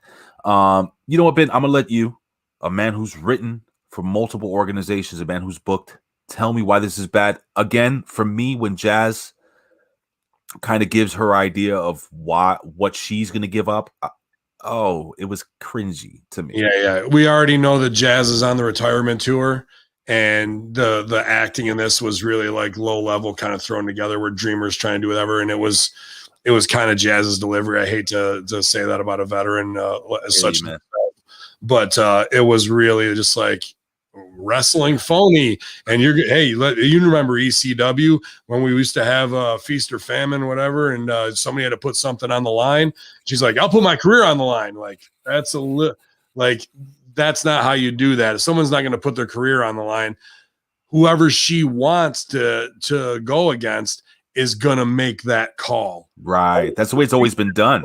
You put your career on the line. Nobody's going to go, I'll put my career on the line. Oh, no. Okay. Like we just like they did that backwards. And like, here's weird. Tommy Dreamer in the scene, a guy I have supreme respect for, who's corrected my mistakes on shows, and I sit there and yes, sir, fucking A, I want to get it right. I'll never do that again. Here's like basic 101 of a scene that he's in, not getting done the right way. So I'm not like, aha, Dream, but I'm like, that was surprising to me that veteran performers weren't like, hold on, we need to have this the other way where we bring in the heel, she calls her out, and that tells her to put it on the line. And Jazz is like, you know what? Fine. If that's what it's going to take to get you in the ring, then fine. Then I'll do it. I'll put my career on the line. But this was not done the right way. Because guess what? Guess who's not winning the title? Yeah. You know what I'm saying? Unless they do something crazy, and listen to me, Impact. If you're going to fix this, have her win the title and retire as champion. Well, nice you don't do that. That's bad business. I know. I don't know what else to do. But speaking of bad business, Tony Schiavone and Tony Khan are backstage talking about the next AEW. Ben, I'm going to tell you right now, if I have to watch Tony Schiavone mouthing everything that Tony Khan says on another one of these fucking vignettes, did you notice Tony Schiavone? This is like the fourth time he's done it.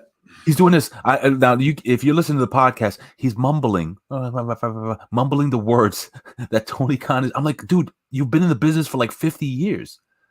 How do you do this? I don't know how that's happening. And then Khan is even more weird and sketchy and fucking yelling things and putting heat on his cheap. He's not easy to work with. I'll tell you that much. I know. And like, oh, come on, Tony. And like, Tony's like, yeah, okay, dude. So these are as weird as it gets. And really weird. Yeah. And they're legit doing nothing to draw people to AEW tomorrow night as a hype. Like none of that just makes me look like, look at wrestling of like, dude, this is the fucking guy. This is the guy. We're done. We're done here. We're done. We're done. Yeah. We're done. All right. So we'll fast forward to a match that I actually enjoyed. Tag team match. We have Ace Austin and Madman Fulton versus TJP and his tag team partner. I forget his name all the time. What's his name? Josh Alexander. This was a good match in my opinion. Yeah, but the finish was fucked. Hold on, let me tell you. So I was going to tell you this was a good match, but Madman Fulton found himself out of his spot. Am I wrong? I think Madman Fulton when Ace Austin ends up rolling up. Who did he roll up? TJP for the win. I believe Madman Fulton was supposed to hold down a leg of TJP. If you watch it again, I know I'm being too, but that's what we do here. We're analyzing what we watch and we're reviewing it. Madman Fulton was out of his position. He was supposed to be rolled up closer to the corner. Like, think about it. That's not the finish. Like, go ahead, talk. They had, so first of all, this was a great match, and Madman Fulton, what they didn't do with Havoc in the first, they did the right way with Fulton in this Sure one. did. They made him, and he fucking looked awesome, and all the offense in this match was great. Like, this really was good. Like, this would have been match of the night except the finish. That's why I had to give it to Larry D and Sammy, because it's babies who are a mismatched tag team against a crew. But in the end, it comes down to Josh Alexander pushes off, like they're fighting for the pin. The baby faces are having dissension, fighting who's going to pin. So Ace Austin rolls them up and fucking boom. And now there's heat on Josh Alexander versus TJP, and the heels sneak one. And there's a lot of different ways we could have got to that point. Babies who were against big heels shouldn't have dissension. They should either lose because they're a mismatched team clean and they're not on the same page, but they shouldn't be doing pull a guy off the pin. I'm going to pin him selfishly. Those are heel things. And both these guys are pretty well-made baby faces in this match versus who they're fighting. So they worked their ass off all the way to the finish. And then the finish didn't put the right fucking empathy, sympathy, or heat on the right people, dude. And I was just like, this match is good. This match is good. What? Oh, yeah, I know. Dude, like, this finish is all wrong for what the story is that they're telling here. And they told an awesome in-ring story. So I don't know if fans feel that, or that's just me as a wrestler and watching things and having to critique them, where I was like, we made it all the way to we can see the finish line and we get a flat tire 100 yards away, like the sad trombone. Yeah. And I don't know. I just don't know how those choices get made, bro, to be honest with you, because these are competent guys. We watched how many matches of the North? This guy's a tag team specialist. He should know that that's not where the heat belongs or where the focus needs to be pulled, unless they're going Josh Alexander and TJP for a feud in the future. But in that, there's 4 or 5 other choices that I think are better to start that feud if that's where they're going. So I don't know, man. This was a miss in the finish, but the match was awesome. Yeah, it was awesome. We can fast forward here because we have Raju bumping into Hernandez backstage, and Hernandez tells him to bounce if he don't got no money. He's got to pay him. Everybody's got a price. Everybody's got a price. Eric Young backstage is talking about James Storm having 1,000 matches in Impact Wrestling. Ben, your thought on this promo? Yeah, Eric's great, obviously, and he puts it over. And I mean, how many of those matches were against Eric Young? Got to be probably about 40 of them at least. Easy in that range. And now because we'd heard the Stooge and you sent it to me, and I was wondering if it was in this match, but it wasn't. Thankfully, I was looking for it too. Right, on the pay-per-view. But you said he's blown his ACL out to 6 to 9 months, man. But not the worst case scenario, because he's the figurehead of the group and he's got guys to fucking be able to. Rhino, Fulton, and Diener can do, plenty of carrying that while he's just the mastermind. So it's not the best, obviously, case scenario, but not the worst. But then I got to say it, like, I don't know. These things can happen to any performer, any athlete, ACL tear, but these guys not drinking that B12 water, like, is it more and more injuries caused by abuse of performance enhancing drugs? I don't know. Who knows? We can't judge, ladies and gentlemen. We're not. I don't want him to get hurt and be out, but these promos they've done from the prison have been awesome. I mean, really, really great stuff. But that's the first thing I thought, Ben. I was looking out for the injury and stuff, and then also I said to myself, that's fine. He's a manager. He could be a manager for 6 to 9 months. Sure, and still do what he's been doing the best, and that's cutting promos. The thing with that's all he needs to do, and you'll never know when he's ready to come back, because he should just stay on the crutches or in the wheelchair, and you're like, oh, Eric Young's out 6 to 9 months, and you don't know, and then when it's the right time, boom, he flies out of the wheelchair, he slides in and crutches somebody when he's cleared to go. But don't give that Eric Young's ready to return to action and then the show. Fabe everybody, and then when he fucking stands up to get the heat in 9 months and he's good enough to go, that's when it's fucking paid off move. You know what I mean? Exactly. And I had to have the big cowboy just wheeling him around everywhere. Absolutely. Or get a chick, a heel chick. Nevaeh could be in that girl. You have to look at it this way. Eric Young, much like a lot of these people who, what do you call like cult leaders and stuff like that? Sure. He's a martyr because he got injured for the cause. You can go that way too. I think that's great. Thank you, sir. So Tommy Dreamer's backstage, and we're about to jump into the main event. Tommy Dreamer backstage, and he's addressing all of the Impact knockouts. And apparently, they're gonna have a match. It's gonna be like kind of like a, what was it, like a fucking battle royal shit, but it's gonna be the weapons run what you brung. Yeah, dude. And some people, Tennille Dashwood not happy. Grace was happy. Why was this good is because every individual character got to do an interaction with Dreamer, so they get a shine, and they also get to get their character over, how they would actually react in their character's voice. So without doing plotty predicated shit, we get to see, I can't remember who the first one up was. All right, so we had Jordan Grace was up first, then Susan. She's like, Dream, I'm in.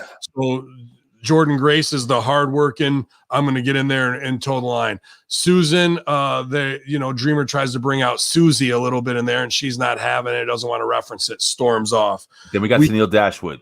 Tennille Dashwood, who's like, no, you're not getting any weapons near this face. I need to, and who are you anyway? Belittling Dreamer, and she's going to go talk to D'Amore and go over his head, right? With then you have Havoc, who's pumped and tickled, excited about weapons and violence, all these different flavors. Then we get Rosemary, who kind of Havoc is like, I'm in, it's hardcore. Rosemary's all tickled and fucking excited and giddy about it.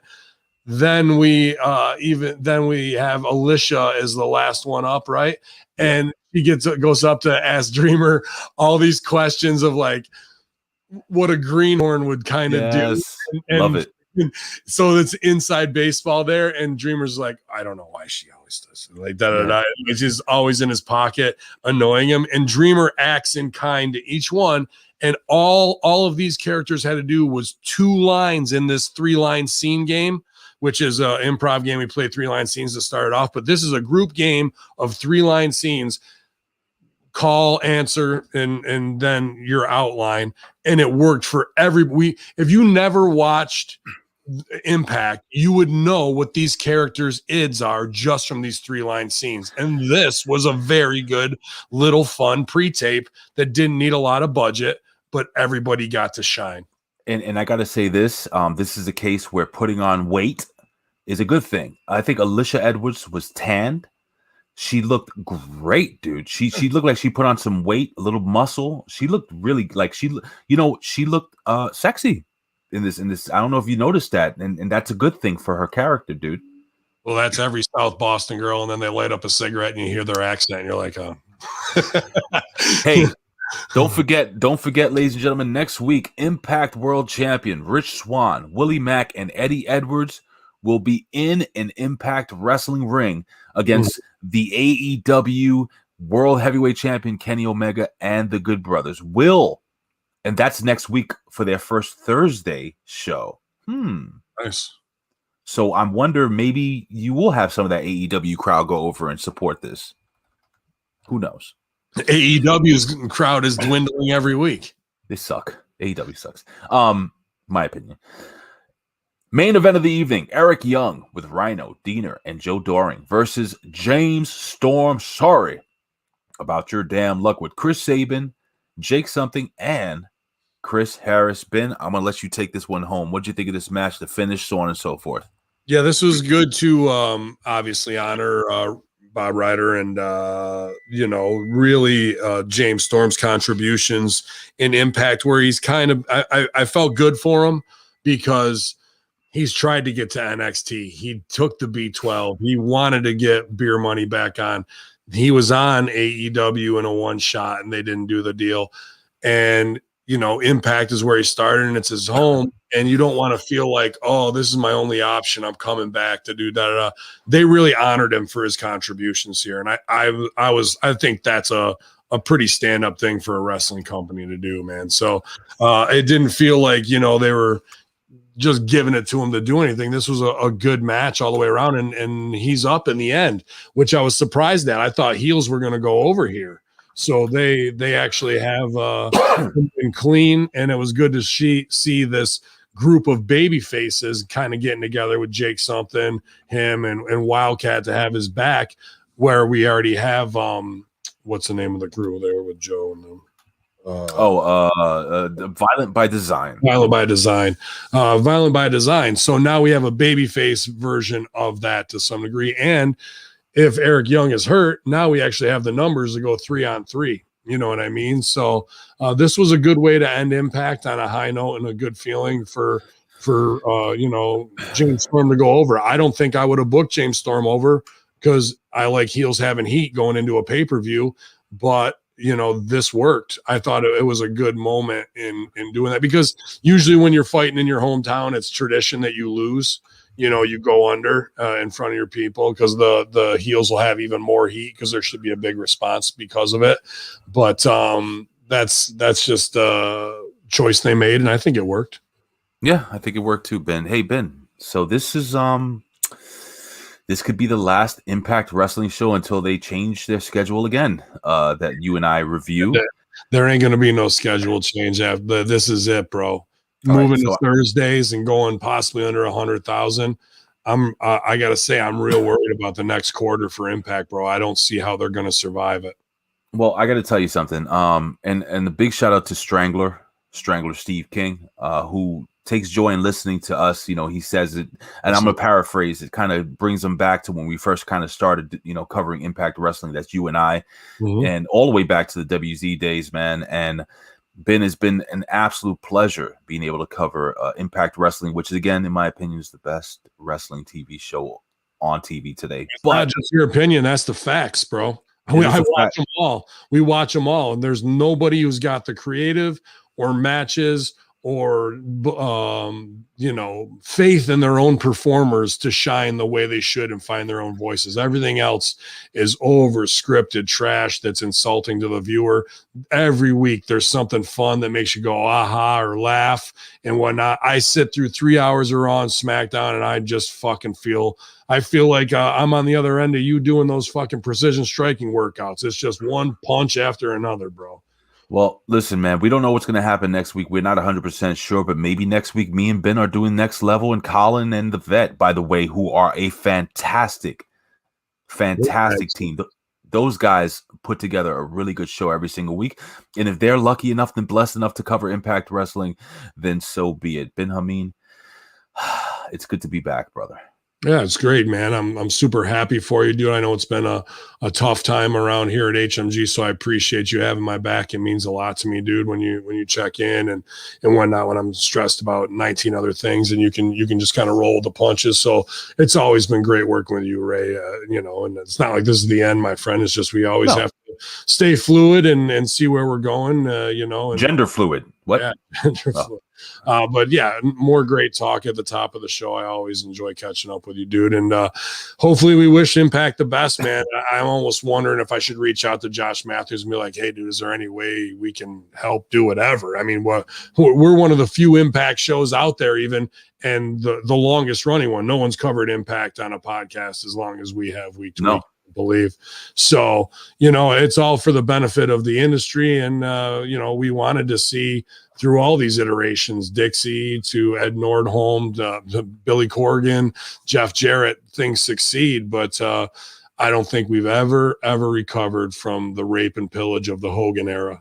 I really just don't think it ever did, bro. Speaking of that, that's the year, if I'm correct, 2009, when I started covering Impact Wrestling for OneWrestling.com. So how many years is that? 12. I've been covering Impact for 12. Josh Matthews, if you're listening, I have been supporting this company online in some type of video or audio format since 2012. If there's anything we can do to help support this great company that we genuinely love watching every single week, you know how to reach this big man right over here. I wish I had. I see Chef Fandangle in the chat saying, "Reach out to Impact. Ben Wrestling needs you in HMG."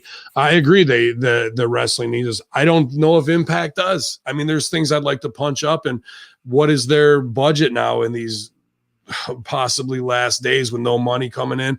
They got Dreamer, they got Demore, they got Callis, they got Josh Matthews. They got plenty of minds that can do everything the right way. Granted, would I like to take a job there again? Yeah, I'd just like to be paid on time this time. But there's all that goes along with it. But I think they have all of the right people and players in the right spot that they need to.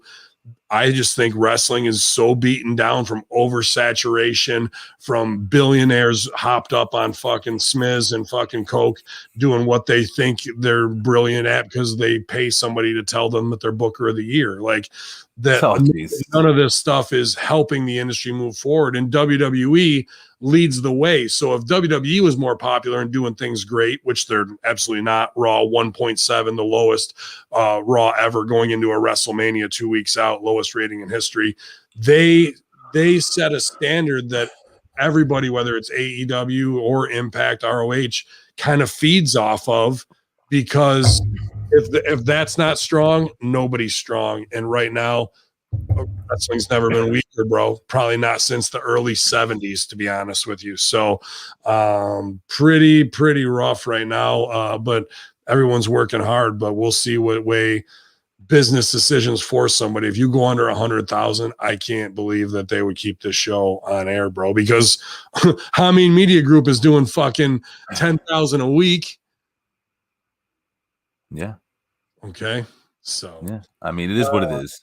Yeah, man. So we're gonna have fun. We're gonna keep a positive thought for all the good brothers and good sisters in the locker room to be able to cash that paycheck and have a livelihood and a place to perform. Because being the third or fourth on the totem pole, all that means is we can actually do creative things and we don't have to be stuck to this corporate structure. And they do it well at Impact, man. And so we do it well at Hamin Media Group too. Who's the gentleman that rapped your theme song again? Rated R. Yeah, yo, dude. You know, it's been a while.